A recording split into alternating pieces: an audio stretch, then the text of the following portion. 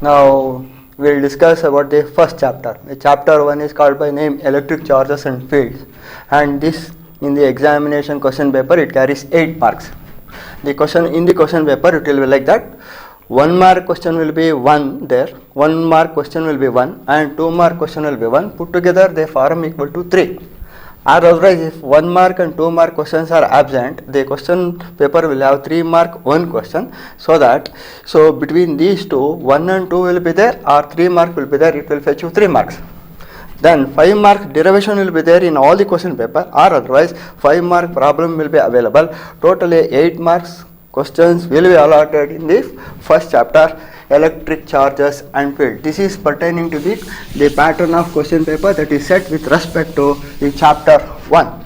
We will first learn what is meant by charging.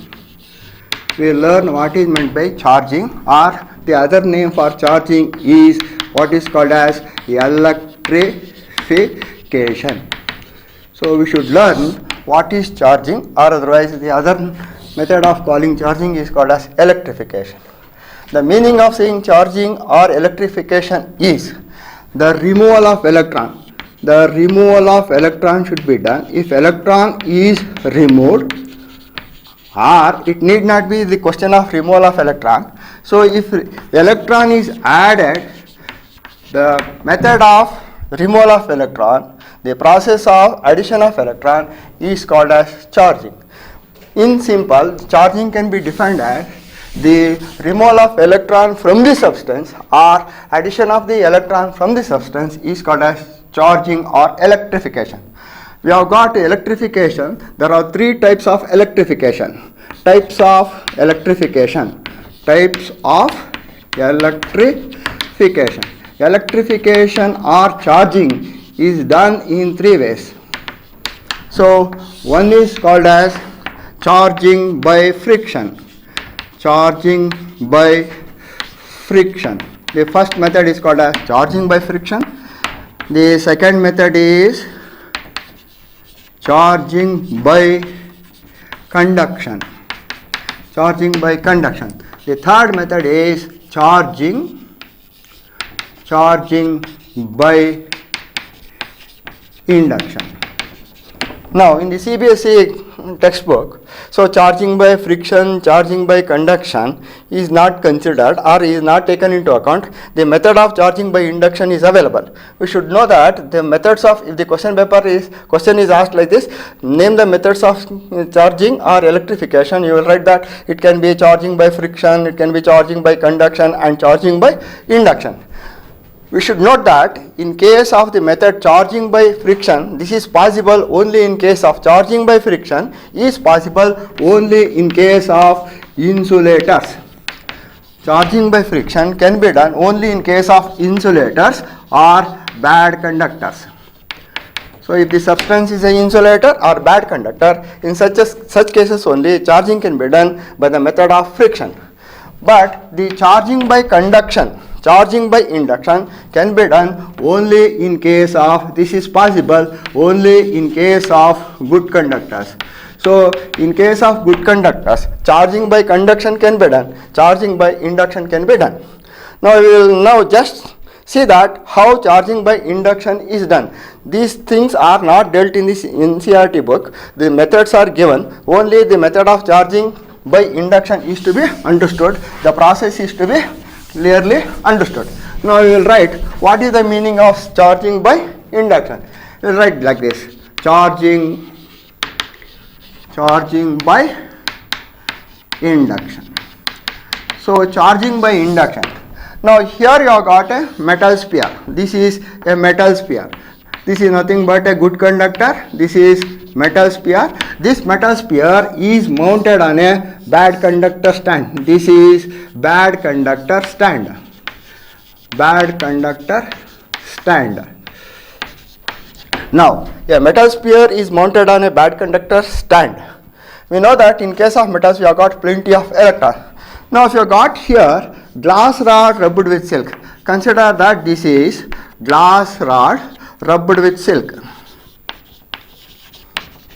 Glass rod rubbed with this. So this is glass rod rubbed with silk. when glass rod is rubbed against a silk, glass rod is said to acquire positive charges, or otherwise we say that glass rod is positively charged. Now, in the absence of this, what all the electrons available in the metal get uniformly distributed.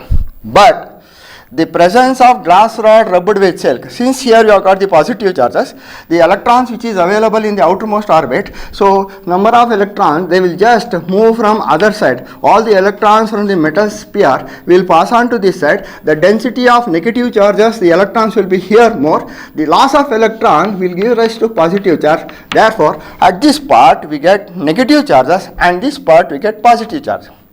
Now, the presence of only negative charges here, the presence of positive charges here, it is possible as long as glass rod rubbed with silk is in the neighborhood.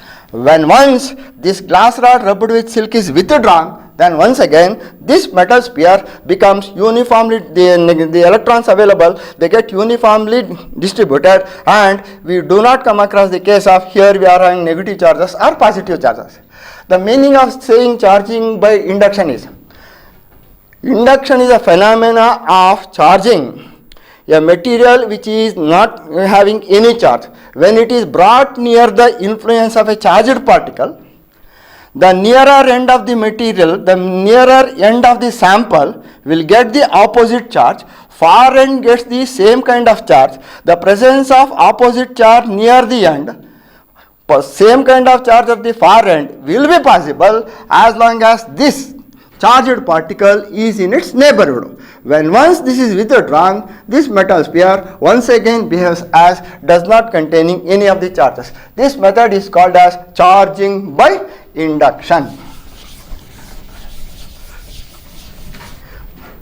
Charging by induction. Now, how charges are measured? So, determination of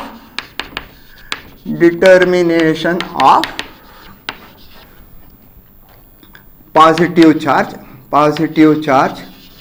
bar negative charge bar neutral. Any material can possess only positive charge, or otherwise only negative charge, or otherwise it can be neutral.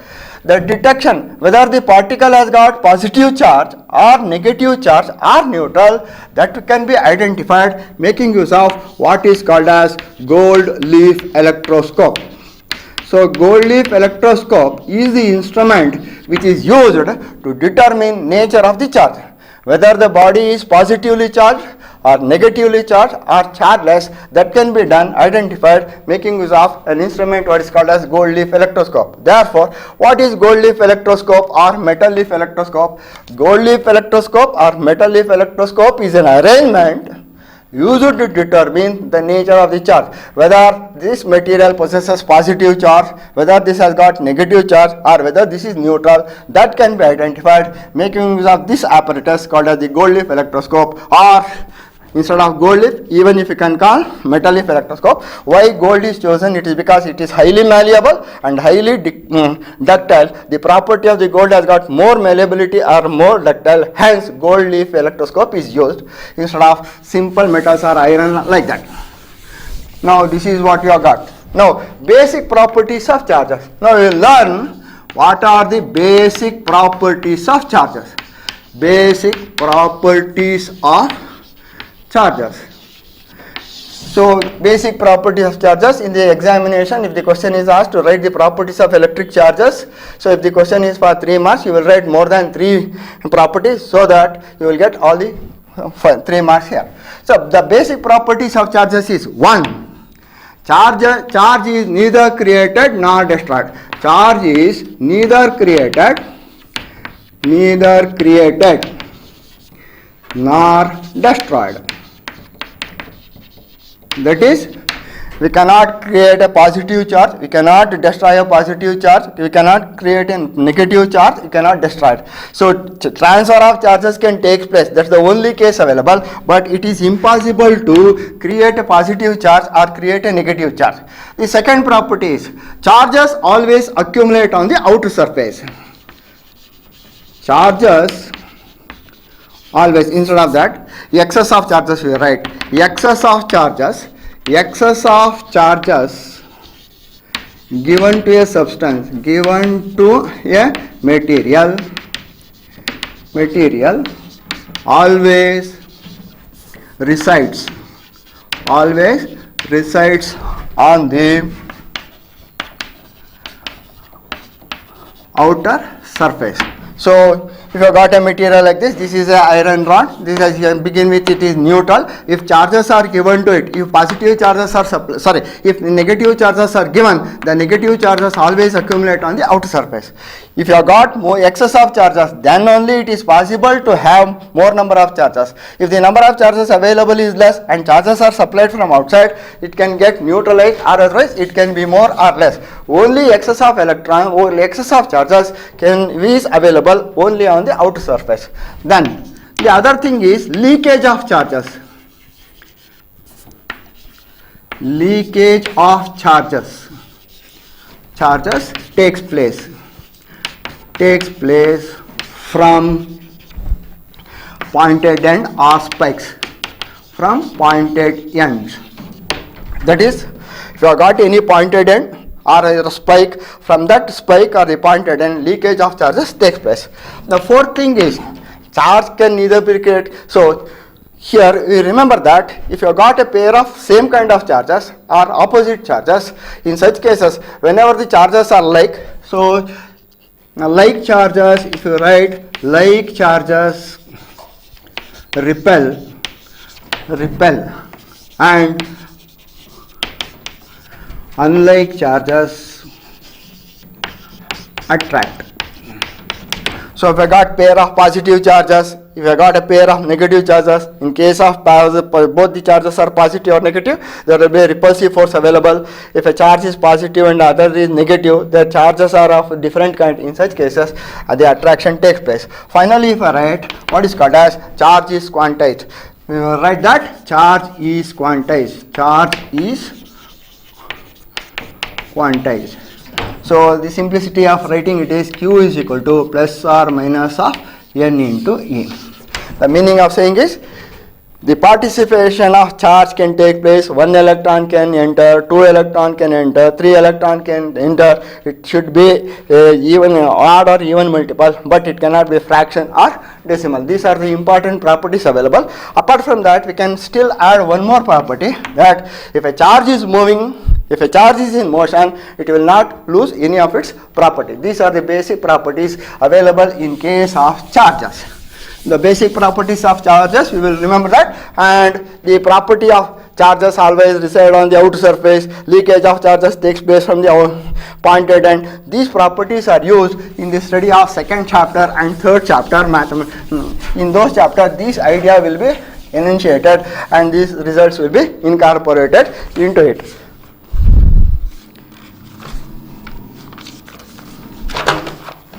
Now we will learn what is called as Coulomb's law. Coulomb's law. So we have got Coulomb's law. So this Coulomb's law is inverse square law. Therefore, if it is electrostatics class, we say that electrostatics, it is inverse square law in electrostatics. If it is a magnetism, we still call it as electrostatics. Inverse square law in magnetism. If inverse square law is used, we have got Coulomb's law. In the bracket, it is inverse square law only. Inverse square law. This is inverse square law only. Now, if inverse square law is used in electrostatics, we call it by name Coulomb's law. If inverse square law is used in magnetism, we simply call it as inverse square law in magnetism. So if Coulomb's law comes into existence only in case of electric charges, and hence Coulomb's law is designated as Coulomb's law, and it is nothing but inverse square law only. So what does the Coulomb's law say that? Now consider that here you have got a charge plus Q charge. We will say that Q1 is charge available. Here you have got another charge plus Q2 charge, and they are separated by a distance d. We have read that if you have got same kind of charge, there exists a force of repulsion between them. If the charges are opposite in kind, there will be a force of attraction. Since we have considered both the charges Q1 and Q2 as positive charges, Q1 tries to push this along this direction. Similarly, Q2 tries to push Q1 charge along this direction. Therefore, Q1 exerts a force on Q2 or otherwise Q2 also produces a force on Q1. What does the Coulomb's law state? The Coulomb's law states that the force of attraction comes into existence only when Q1 and Q2 are opposite in nature. The force of attraction will be available if Q1 is positive, Q2 is negative, or vice versa. So repulsive force is available when Q1 and Q2 are of the same kind. Coulomb's law states that the force of attraction between these two charges or the force of repulsion between these two charges is directly proportional to the product of the charges and inversely proportional to the square of the distance between them. So a statement of Coulomb's law can be done like this. The force of attraction, so the question of attraction arises when these two charges are in or of opposite kind. The force of repulsion, so that occurs only when these two charges are same kind of. The statement can be recorded like this. The force of attraction or repulsion is directly proportional to the product of the charges and inversely proportional to the square of the distance between them. Mathematically, if Q1 and Q2 are the two charges separated by a distance d, then from Coulomb's law mathematically we will write that the force of attraction and repulsion is directly proportional to the product of the magnitude of the charges and inversely proportional to the square of the distance. Since Q1 and Q2 are the charges, they are separated by a distance d, directly proportional to product of the magnitude of the charges and inversely proportional to square of the distance. Therefore, F is equal to some constant into Q1 Q2 by d square. So here K is a constant. Now this constant, if the charges are kept here in air, if Q1 and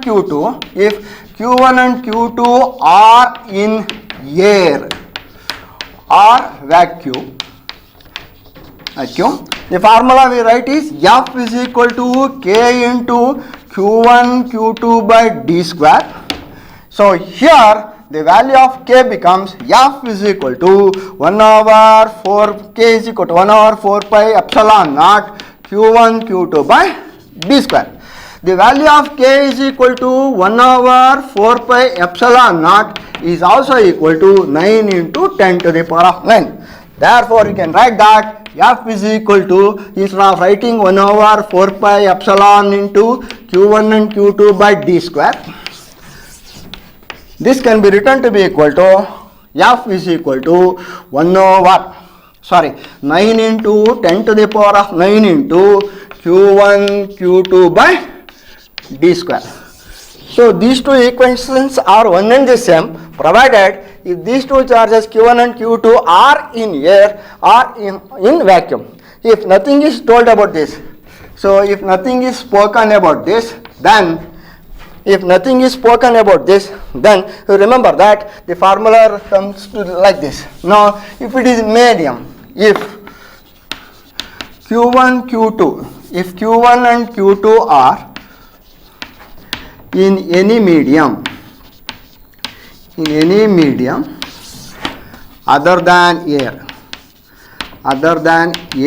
or vacuum, F is equal to, it will be 1 over 4 pi epsilon into Q1 Q2 by d square. So if the charges are present in any medium other than air or vacuum, the formula will be equal to 1 over 4 pi epsilon into Q1 Q2 by d square, where epsilon is equal to epsilon naught into epsilon r. So this is the equation you are going to make use of if the experiment is conducted and the charges are in any medium other than air or vacuum. If the charges are available only in case of air or vacuum, then the K value will be equal to 1 over 4 pi epsilon naught. But if the charges are in a medium, so instead of writing 1 over 4 pi epsilon naught, you will write 1 over 4 pi epsilon, and the value of epsilon will be epsilon naught into epsilon r. So this epsilon naught value is equal to 8.854. Here epsilon naught is equal to 8.854 into 10 to the power of minus 12, and epsilon r is called as the relative permittivity.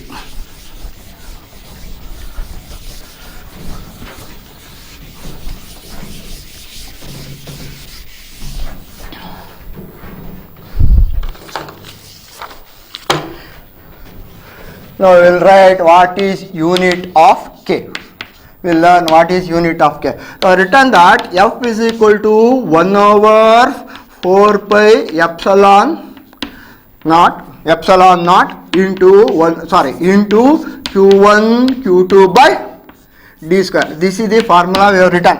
So we wrote this equation thinking that the two charges are available in air or vacuum. Now f is also equal to, instead of writing all these things, you will write this is equal to k into q1 q2 by d square. We are interested in unit of k. Therefore k is equal to f into d square. F into d square divided by q1 and q2. Now we are calculating unit of k. Force is measured in terms of Newton, therefore this is Newton. Distance is measured in meter, therefore this is meter square. Charges are measured in coulomb, therefore coulomb into coulomb. Therefore the unit of k will be equal to Newton meter square into this is coulomb, this is also coulomb, therefore coulomb square. When this is taken to the numerator, this will be equal to coulomb to the power of minus 2. This is the result we should get. Now we will get the SI unit of, similarly we will get the value of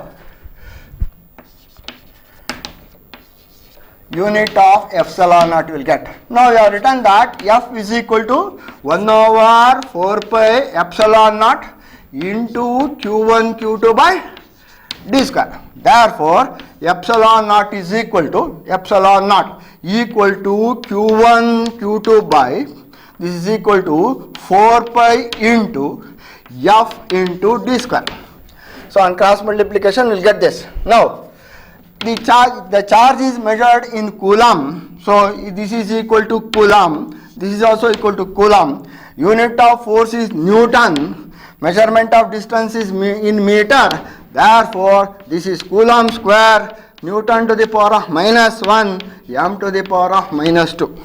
So what we wrote here was, in case of k we wrote that m square into c to the power of minus 2. When we write epsilon naught, so this will be the reciprocal, you will get it is c square dot n to the power of minus 1 m to the power of minus 2. This is the result we are going to get. Now we will write the dimensions of epsilon naught.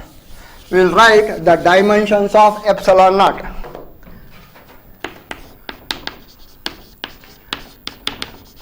Dimensions of epsilon naught. Now we written that epsilon naught is equal to q1 q2 by 4 pi into f into d square. This is the formula we have got from this. Epsilon naught is equal to q1 q2 divided by 4 pi to f into d square. Now epsilon naught is equal to, this is coulomb, the unit of charge is coulomb. Coulomb is nothing but, if you write that, we have got that q is equal to I into a, q is equal to I into t. So q is equal to IT, therefore this is equal to, I should write that, instead of here it should be I into t, this is I into t divided by force. Force is nothing but equal to F is equal to m into a, this is mass into acceleration, this is the distance square, therefore this is L square. Now current is measured in ampere, time in t, ampere into time into t, this is m to the power of 1, L to the power of 1, t to the power of minus 2 into L to the power of 2. Now on simplification, this will be equal to, therefore epsilon naught is equal to, so dimensions we are going to write, epsilon naught is equal to a to the power of 2, t to the power of 2 in the numerator, then it is m to the power of 1, L to the power of 2, t to the power of minus 2, m to the power of 1, L to the power of 3, L to the power of 2, L to the power of 1, L to the power of 3, 1 and 2, and t to the power of minus 3. Taking everything into the numerator, epsilon naught will be equal to a to the power of 2, m to the power of minus 1, L to the power of minus 3, t to the power of plus 4. So this is the dimension of epsilon naught. epsilon naught is equal to a to the power of 2, t to the power of 4, l to the power of minus 3 and m to the power of minus 1. So this is what we are going to get for the dimensions of epsilon naught. So it is not necessary that you should remember this. So make use of the formula and write the basics and you will get into it. Now we will learn what is meant by relative permittivity. We will read relative permittivity. Relative permittivity. In case of electrostatics, in case of charges, we come across what is called as relative permittivity.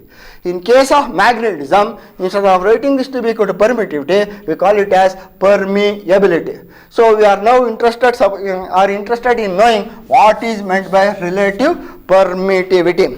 Relative permittivity is written to be equal to epsilon r, or otherwise k. This is k.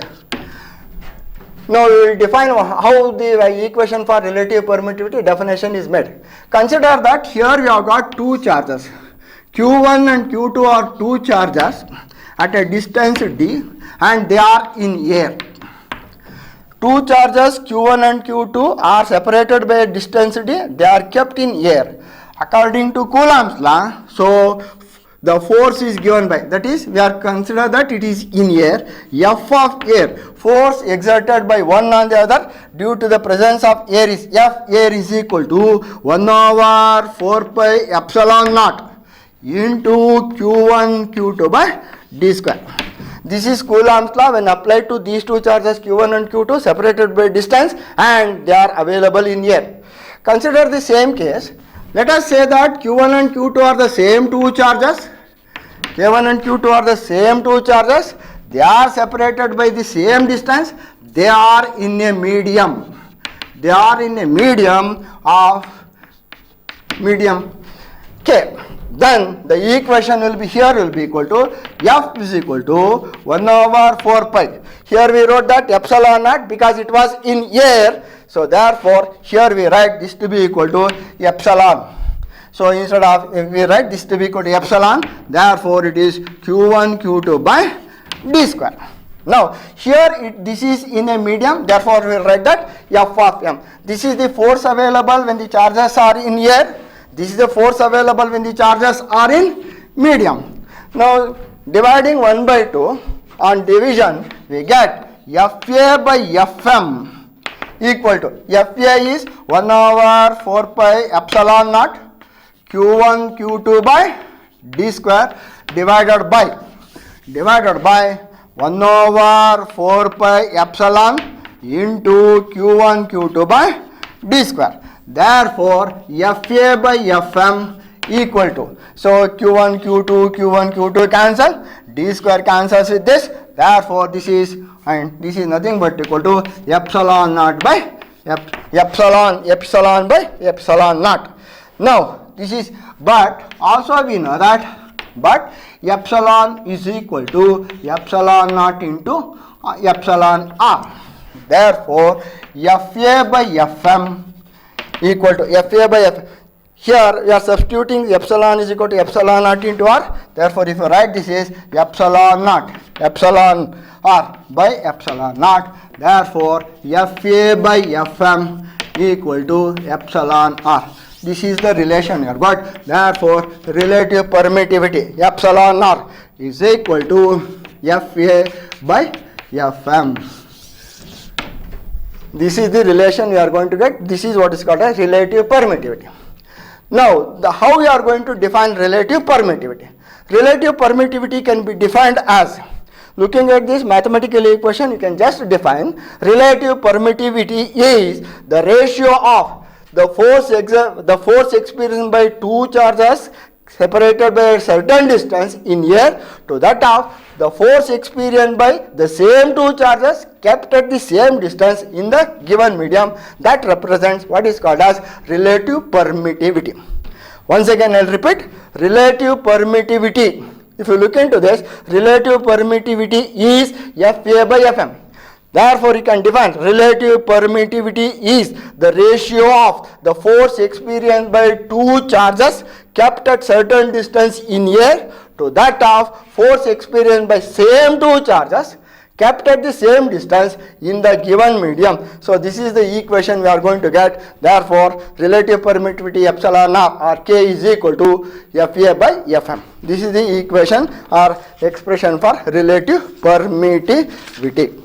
Now, as far as the first session is concerned, we have learned what is meant by electrification. Electrification or charging is a method of removal of electron or addition of electron. The removal of electron or addition of electron should make that more number of electrons are there, less number of electrons are there. The number of electrons and number of protons should not be one and the same. If they are one and the same, the material become neutral. In such cases, it is not possible. Now, charging by friction is possible only in case of insulators.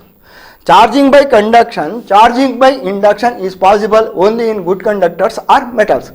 For the study here in the second PUC CBSE syllabus, we are only to study how charging is done by induction. So the induction phenomena, we have written that you have got a metal sphere which is mounted on a insulator or bad conductor, a glass rod rubbed against silk is brought near it, the nearer end gets opposite charge, the far end gets the same kind of charge. This is possible as long as the charged particle is in the neighborhood. When once this is taken back, the sphere once again become neutral. That we are read. Recognizing, determining whether the material is positively charged, negatively charged or neutral, that is done making use of what is called as electroscope, or simply it is called as gold leaf electroscope or metal leaf electroscope. We have studied the basic properties. You will remember the 5 basic properties. Charge is neither created nor destroyed. Accumulation of charges takes place on the outer surface. Leakage of charges takes place from pointed end. So like same kind of charges, there will be repulsive force, there will be attractive force when they are opposite kind, and charge is quantized. These are the basic properties that you will remember. These properties will be utilized in the first lesson, second lesson, sixth lesson in the chapter. Now this is, and after that we have defined what is meant by Coulomb's law. From Coulomb's law we have given the statement like this. So the force of attraction and repulsion is directly proportional product of the magnitude of charges and inversely proportional square of the distance between them. The attractive force will be there if the charges are opposite kind. There will be repulsive force if they are of the same kind. That we have done. From that we have learned. So what is how K is represented, its unit, SI unit and its dimension and all. With this we are completing the first session of the chapter 1.